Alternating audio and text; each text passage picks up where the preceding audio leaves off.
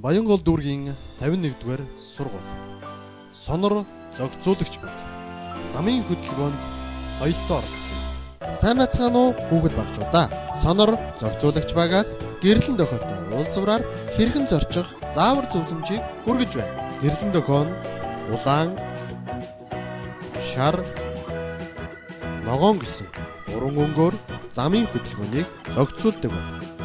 Харин явган зорчигчид зориулсан гэрлэн дохио нь улаан, ногоон гэсэн 2 өнгнөөс бүрддэг.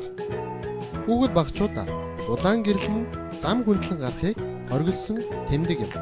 Улаан гэрэл ассан тохиолдолд хүүхэд багчууд та нар маань ногоон гэрэл асахыг хүлээх ёстой. Харин ногоон гэрэл нь зам хөндлөн гарахыг зөвшөөрсөн тэмдэг. Ногоон гэрлээр зам хөндлөн гарахдаа анхаарах 3 зохицуулалт байна. 1-р зөвхөн цагаан гарцаар гарах. 2-р анхаарал болгоомжоо өндөрсгөх. 3-р том хүмүүстэй хамт гарах. Одоо бүгдээрээ гэрлэн дохиотой уулзврын зохицуулалтыг харцгаая. Автозамын улаан гэрэл аснаар машинууд зогсож, харин явган зорчигчид зориулсан ногоон гэрэл асаж, явган зорчигчид цагаан гарцаар зам хөндлөн гарч байна.